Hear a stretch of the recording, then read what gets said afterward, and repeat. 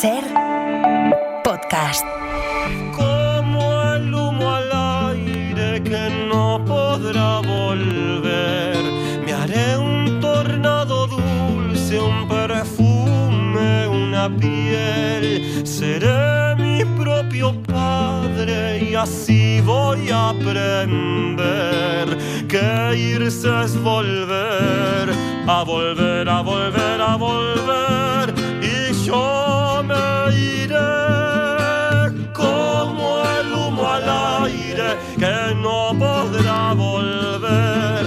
Me haré un tornado dulce, un perfume, una piel. Seré mi propia madre y así voy a aprender que irse es volver, a volver, a volver, a volver. Y yo me iré como el humo al aire que no podrá volver. Me haré Volver a volver de Gabo Ferro, interpretado magníficamente por la Ferni. Darío Danti nos acompaña otro domingo de verano con esta sección que se titula Todas las historias son la historia, donde ya saben que rescatamos recuerdos y vivencias familiares que resumen la historia con mayúsculas, porque a veces es más fácil entender lo que pasa en la historia con los relatos familiares que en un libro de historia, o por lo menos se complementan todo esto. Hola Darío, ¿qué tal? Como diría la Ferni, volvemos a volver. Volvemos a volver cada domingo. Y por cierto, qué alegría nos está dando esta sección, ¿no? Porque nos escribe un montón de gente contándonos historias maravillosas, la verdad. Hicimos un llamamiento para que compartieran los oyentes, para que compartierais con nosotros historias familiares que, claro, forman parte de ese devenir, ¿no? de la historia. Dimos el teléfono, el 638-855-349, 638-855-349, también en avivir@cadenaser.com o a través de nuestro perfil en Instagram también pueden hacerlo. Estamos reuniendo un mosaico de historias muy interesantes que igual el último día vamos a hacer algo bien bonito, ¿no? Total, sí, eso sí. Yo creo que vale la pena porque son maravillosas las historias y todas son interesantes además. Sí. Las historias y las realidades con las que hemos muchas veces convivido y que ignoramos, ¿no? Porque antes de presentar al invitado que hoy nos acompaña, quizá no estaría de más Darío, que recordásemos que, por ejemplo, la cárcel de Ventas se convirtió en uno de los grandes símbolos de la represión franquista. Aquí en Barcelona había una cárcel en Las Corts, en el barrio de Las Corts, que mucha gente no sabe ni dónde estaba y que también fue una cárcel donde encerraron a muchísimas mujeres. Imagínate cómo es la memoria, ¿no? La han borrado completamente. Sí. Bueno, a 50 años de la muerte del dictador. Sí. Pues hablamos de la cárcel de Ventas porque se convirtió, como decía, en uno de los símbolos de represión franquista, porque entre sus muros miles de mujeres fueron encarceladas, torturadas, humilladas, pues por, ya lo saben, ¿no? Defender la libertad, la justicia social, la república. Todo el mundo, y lo recordábamos a principios de agosto, ¿no? Porque el 5 de agosto siempre rememoramos ese fusilamiento, el 5 de agosto del 39 a las 13 rosas, ¿no? Esas 13 jóvenes militantes socialistas que fueron fusiladas. Antifascistas, ¿no? Antifascistas, sí. Y recordarlas es mantener viva la memoria de quienes lucharon por un futuro mejor y exigir verdad, justicia y reparación para las víctimas de la dictadura como son estas señoras. En la cárcel de Las Ventas hay un sótano modelo y en el sótano unas niñas que nos reímos del mundo entero. A las 6 de la mañana tocaban a levantarse y las niñas no querían porque se ríen de la falange. Los soldaditos de Franco aprovechan la ocasión para tirarnos tiritos a las menores de la prisión. En aquella época, afortunadamente para nosotras, éramos mayoría presas políticas. Todas pertenecíamos a la JSU y entonces, pues claro, había una unión muy grande entre nosotras y nos ayudábamos en todo lo que podíamos. Había mucha solidaridad porque se estaba pendiente de quien no tenía nada, de quien no tenía ni sellos para escribir los 12 renglones a su familia. Bueno, pues esos testimonios, ¿no?, que muchos años permanecieron en silencio y que merece la pena recordar. Muchas de ellas quizá murieron sin que nadie les preguntara, ¿no?, qué pasó o que nadie las recordara. Sí, total. Qué emoción, ¿no? Sí, la verdad es que sí. Por eso quería recordarlo. Qué bien. Bueno, te cuento, ¿no, Lourdes? Sí, por favor, por favor. Te cuento. Mira, las primeras semanas ya nos escribió nuestro invitado de hoy contándonos la historia de su madre, que es emocionante y alucinante. Y además él escribió un libro al respecto que se llama Memorias del Frío, de la editorial Hoja de Lata, que es brutal, pero bueno, nos lo contará él hoy en la sección. Y lleva ya 6 ediciones, ¿no? Hola, Miguel, ¿qué tal? Hola, ¿qué tal? Encantado de estar aquí con vosotras. Bienvenido. Mira, Miguel Martínez del Arco escribió el libro Memoria del Frío, que es la historia de tu madre, Manuela del Arco, que fue la mujer que más años estuvo presa del franquismo, ni más ni menos que 19 años en prisión, y cuyo nombre se repite en muchos otros testimonios de luchadoras antifranquistas que sufrieron cárcel y persecución durante la dictadura. Era como un referente, Manoli. Pero antes del franquismo, cuéntanos quién era Manoli, cómo le pilla el golpe de Estado fascista, la guerra civil. Ponnos en contexto un poco, Miguel. Bueno, yo creo que mi madre era, como muchas de las mujeres de la época, una mujer de una familia humilde de Vizcaya. Llegó a Madrid siguiendo a su tía, que había sido doncella del hijo del presidente de la Primera República, de Pi Margall. Y eso concitó que para ella la Segunda República supuso un gran ascensor social. De ser hija de mi abuela era una cocinera analfabeta y además una mujer soltera, que había tenido a mi madre soltera, de ser hija de una familia muy humilde, consiguió, gracias a la República, pues llegar incluso a la universidad, a la que finalmente no pudo acceder porque justo estalló la guerra.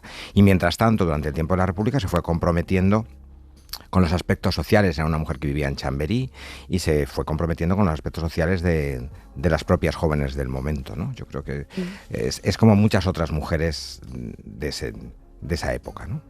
Qué fuerte. Pero bueno, ella, digamos, después se monta la guerra civil, ¿no? Y ella ya milita, ¿no? Es cuando empieza la guerra civil. Cuando empieza ella era miembro de la Asociación de Muchachas y miembro después de la Federación Universitaria Escolar. Y cuando empieza la guerra, ella empieza a militar.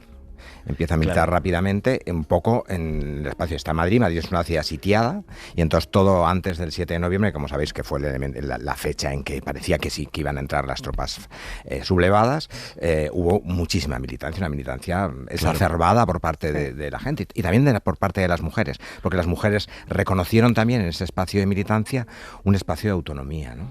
Claro. Entonces yo creo que es un poco importante en ese sentido de establecieron elementos de sororidad y de lazos comunes entre ellas. Sí, porque sobre todo igual se veían venir si ganaban los otros lo que les venía encima. Efectivamente. Claro. Bueno, quizá, fíjate, yo creo que en aquel momento no tuvieron la capacidad de imaginarlo. Igual nos pasa a nosotras ahora, ¿no? No tenemos la capacidad de imaginar que aquello podría venir mal dado. Es decir, que realmente el golpe de Estado no triunfó, entonces bueno. Pero bueno, las circunstancias fueron después distintas a lo que soñaban, ¿no? A lo que... Sí, y una pregunta, Miguel, porque claro, ella lucha en la resistencia de Madrid, pero de pronto, claro, en el 39 cae Cataluña y de pronto se produce el golpe de Estado del coronel Segismundo Casado que traiciona de alguna manera, ¿no? Deciden como negociar con los golpistas para intentar que sea menos la represión, lo cual no funciona, y tu madre cae por primera vez presa ahí, ¿no? Efectivamente, antes del final de la guerra, no solamente mi madre, sino miles de personas en Madrid, no solo en Madrid, son apresados después del golpe de Casado. Casado se equivoca, Casado junto con sus adláteres se equivoca y quiere pactar algo que es impactable en ese momento. Y entonces ella, tú has nombrado antes a Ventas, son las primeras... hay cientos de mujeres que entran en Ventas y cientos de hombres que entran en la cárcel de Porlier y en la cárcel Modelo y que están presos justo cuando entran las tropas sublevadas. Afortunadamente a los hombres no les pasó, a las mujeres sí. Las mujeres fueron liberadas el día que entraron las tropas sublevadas en Madrid. Los hombres no. Por eso Franco se encontró, en el caso de los hombres, a muchos hombres ya apresados, a los que después fusiló.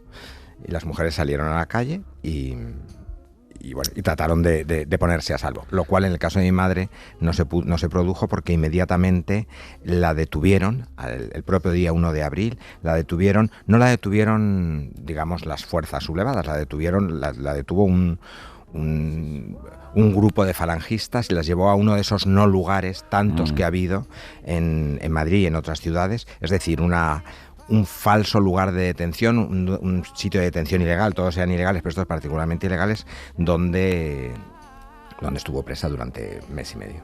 Vamos avanzando, Miguel, en la historia, porque finalmente sí que es detenida y condenada a muerte, y aquí es donde conoce por primera vez al que será tu padre. Cuéntanos cómo logró primero no ser asesinada por el franquismo y cómo fue ese momento de conocer a tu padre, ese momento crucial. Bueno, tanto mi padre como mi madre fueron los dos condenados a muerte, como tantas miles de personas, y ahí yo creo que en una situación que tenía más que ver con la suerte que con otros elementos que podamos objetivar, unas partes eran conmutados, que fue su caso. En su caso fueron conmutadas 13 mujeres y 11 hombres que estaban condenados a muerte en su expediente, y fueron condenados a la pena siguiente, que era cadena perpetua, o sea, 30 años de prisión mayor, ¿no? Ellos se habían conocido en la clandestinidad.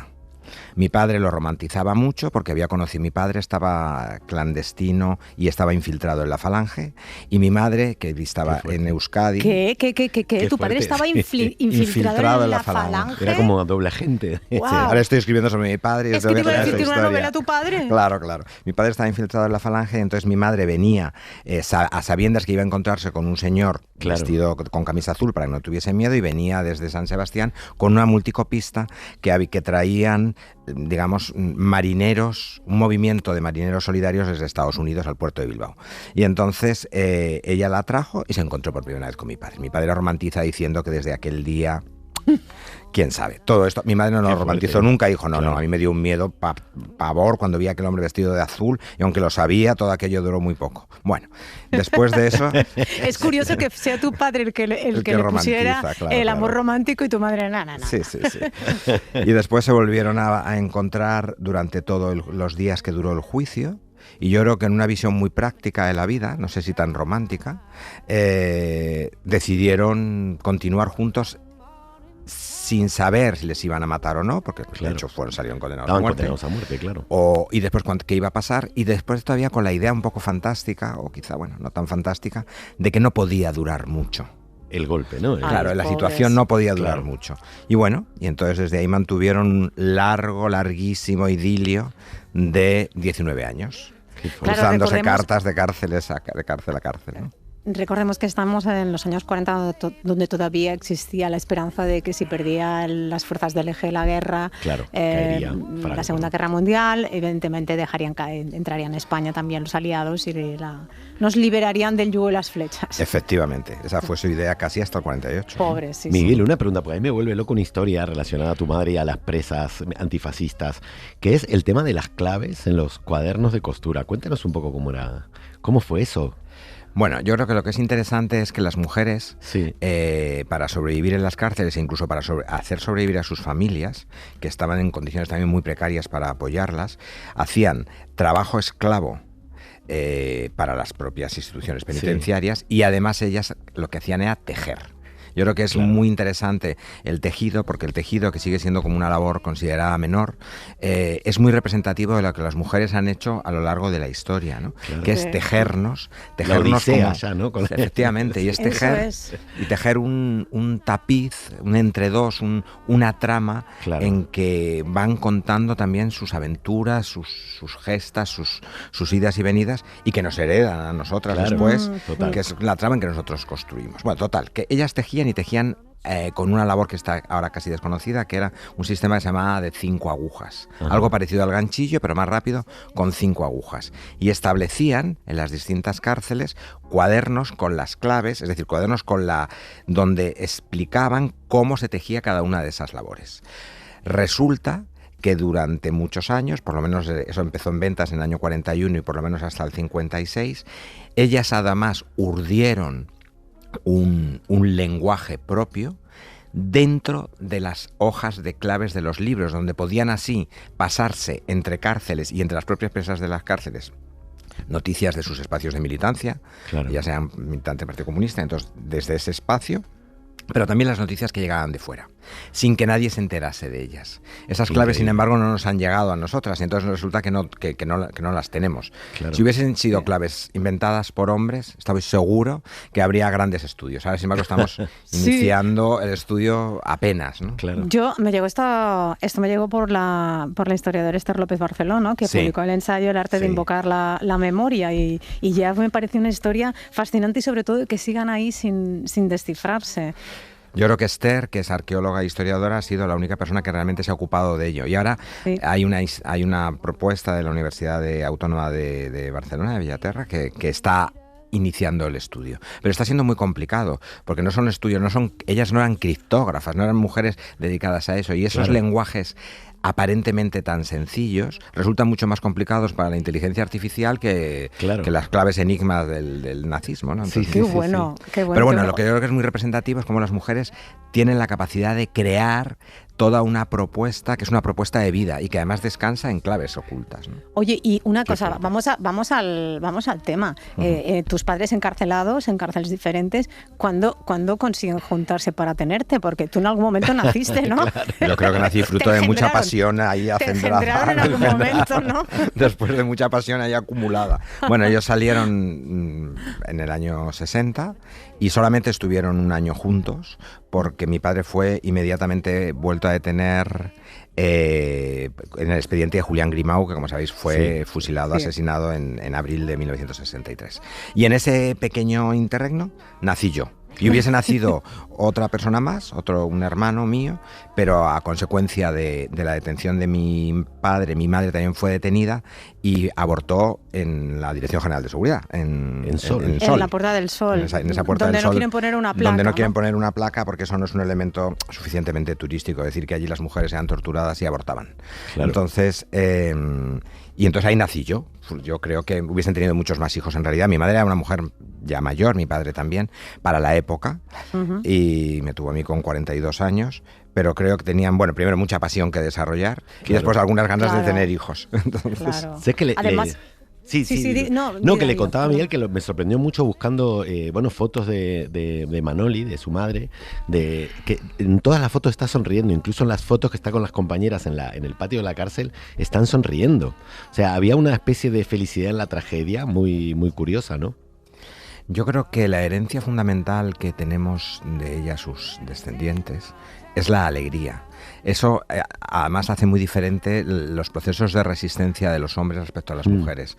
Los hombres están muy sometidos a un proceso de resistencia muy ligado a sublimar el heroísmo individual, el sacrificio. Qué sufriente. Claro, es muy sufriente. Las mujeres, sin embargo, nos heredaron la alegría, nos heredaron la risa. Decía Almudena Grandes que la alegría era un elemento de resistencia, es un elemento revolucionario realmente, ¿no? Entonces, y yo creo que ellas tuvieron mucha capacidad yo creo que se pusieron de una manera muy indómita a tratar de hacer una cotidianidad habitable. Y para eso tenían que generar espacios de relajo y de alegría, ¿no? Es que me parece que es muy importante esto que estás señalando, porque la alegría y la ternura son como dos armas bastante importantes para combatir según qué situaciones. Miguel, pasan los años, pasan varias cárceles, tu madre por fin es puesta en libertad, pero no se rinde y sigue militando en la clandestinidad en las últimas décadas de la dictadura, y ya en la democracia sigue ahí, ¿no? Porque en sus últimos años fue presidenta de honor del grupo feminista Sororidad, o sea que Manoli no estuvo nunca quieta, no dejó nunca de luchar y militar, ¿no? Bueno, yo creo que ella, como tantas otras, fueron mujeres que militaron toda su vida. Yo creo que hicieron de la militancia, de la resistencia, un gesto luminoso, ¿no?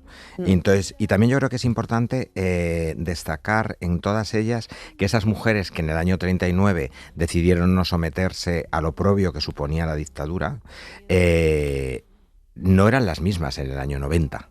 Es decir, que hicieron evolucionar la sociedad y evolucionaron con ella, ¿no? Quiero decir que de alguna manera yo creo que es importante destacar que estas mujeres fueron feministas a veces sin esa denominación, y fueron construyendo un universo, una cosmovisión, una manera de entender el mundo que fue variando y que hizo variar además la sociedad. Y yo creo que es muy importante destacarlo porque, claro, siempre estuvieron involucradas en tratar de mejorar lo que tenían alrededor, ¿no?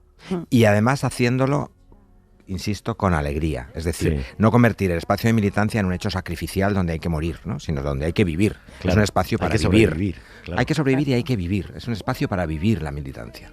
Es que me parece curioso porque justamente venimos ya todo el verano con las historias que son historia y la mayoría han sido mujeres las que nos han querido contar las historias de su familia, ¿no? Hay también algo en traspasar la información de una a otra, ¿no? Lo que antes hablabas de las claves y a mí lo que me alucina también es que ellas mismas no desfallecieron a pesar de ver 40 años de dictadura, luego una transición que tiene que haber sido posiblemente hasta defraudante, ¿no? Yo creo que con un gran desencanto, porque yo creo que bueno, a la vista está, porque de aquellos polvos estos lodos, no fuimos o no fueron capaces de hacer transformaciones sustantivas que hubiesen sido necesarias para generar una democracia con una entidad distinta de la que tenemos, ¿no? Entonces es un poco, y yo creo que claro, y no solamente eso, sino que además en la transición se decidió echar cemento encima de nuestra memoria. De la memoria. Y sin memoria no hay identidad y no hay futuro. Yo creo que ayer hablabais aquí de Federico García Lorca, Sí. Y hablando de él, que hasta tal punto la memoria es necesaria que ahora mismo el premio a la mejor dirección del Festival de Cannes, una cosa absolutamente actual, se le ha dado a 2 directores que hablan de Federico. Entonces yo creo que es extraordinario que nosotros vivimos en un país con 130.000 personas desaparecidas, una de ellas es el poeta nacional. Sí, muy fuerte. Y vivimos en una gran tumba. Lo extraordinario es que no nos desplomemos debajo, ¿no? O sea, es extraordinario que esto haya ocurrido, ¿no? Fíjate que yo recuerdo cuando empezamos a hablar de una forma bastante reciente, ¿no? de las presas del franquismo, hubo varios documentales buenísimos y yo recuerdo uno de ellos, que no sé si lo hizo la TV3 o la Forta, no me acuerdo exactamente quién, que decía una de ellas: llevo 40 años esperando que alguien me pregunte. Efectivamente. Y era una ancianita, ¿no? Llevo 40 años y explicaban unos sufrimientos, experimentos. Nadie había explicado los experimentos que hacía el psiquiatra ¿cómo se llamaba? Vallejo Nájera. Vallejo Nájera, con ellas, con sus hijos, cómo vivieron todo ese horror, cómo lo sobrevivieron y cómo lo mantuvieron luego las familias con los maridos presos o desaparecidos. Increíble. Y es increíble cómo mujeres como Manuela del Arco, Manoli o Manolita, como la llamaban las demás luchadoras antifascistas, pues a pesar de todo esto que nos has contado, Miguel, ¿no? Y que cuentas en Memorias del Frío, a pesar de la pena de muerte, la tortura, la cárcel, la dureza y ese miedo en la militancia, en la clandestinidad, que también ahora eso se frivoliza un poco, ¿no? Y me da rabia, porque se romantiza, ¿no? Como si fuera una novela de espías. No, se pasaba mucho miedo, que iba la vida en ello. Y dolor, sí. Como a pesar de todo lo mantuvieron. Son historias que yo creo que ahora, Miguel, más que nunca tenemos que recordar, ¿no? Porque tenemos ahí delante un panorama un tanto oscuro y en ese momento no lo veían posible, pero yo tengo siempre grabada a fuego como mujer la frase esa famosa de Simone de Beauvoir, ¿no? De que cualquier crisis, cualquier acontecimiento servirá de excusa para devolvernos a casa, ¿no? Para recortar nuestros derechos. Yo estoy seguro. Yo creo que además, por eso es tan importante reivindicar la memoria de las mujeres. O sea, la resistencia, en España siempre hubo resistencia al franquismo. Y durante 40 años hubo una represión feroz, pero al mismo tiempo, durante 40 años, la gente trató de afrontar la dictadura. Y eso no hubiese sido posible sin las mujeres. Las mujeres mantuvieron la vida comunitaria. Delante de las cárceles de hombres estaban sus madres, sus esposas, sus hermanas, sus hijas. Y delante de las cárceles de mujeres estaban sus madres, sus hermanas y sus hijas. Es decir, fueron las mujeres las que, en una labor que tiene un enorme valor político, fueron capaces de llevar a cabo la vida comunitaria, la vida de apoyo. Y además de poner algo que ahora lo vemos muy normal, que es poner la vida en el centro. Yo creo que eso es clave. Esa es la clave. Es el poner la vida y entonces yo creo que lo que sí sería terrible ahora es que las mujeres durante la dictadura no podían ni siquiera viajar al extranjero sin un permiso de su padre, abrir una cuenta bancaria. Sí, o sea, elementos centrales de la vida. Y fundamentales y que no tenemos que olvidar que es así. Miguel Martínez del Arco, muchísimas gracias por compartir tu historia, la historia de tu madre, de Manoli, y también la de tu padre, una historia que es parte también de nuestra historia colectiva y que cuentas en Memorias del Frío. Muchísimas gracias. Muchas gracias a vosotros. Y Darío Danti, te espero el próximo domingo. Nos vemos el próximo domingo con más Venga, historias de la beso, historia. chao. Besos. Chao. Para no perderte ningún episodio, síguenos en la aplicación o la web de la SER, Podium Podcast o tu plataforma de audio favorita.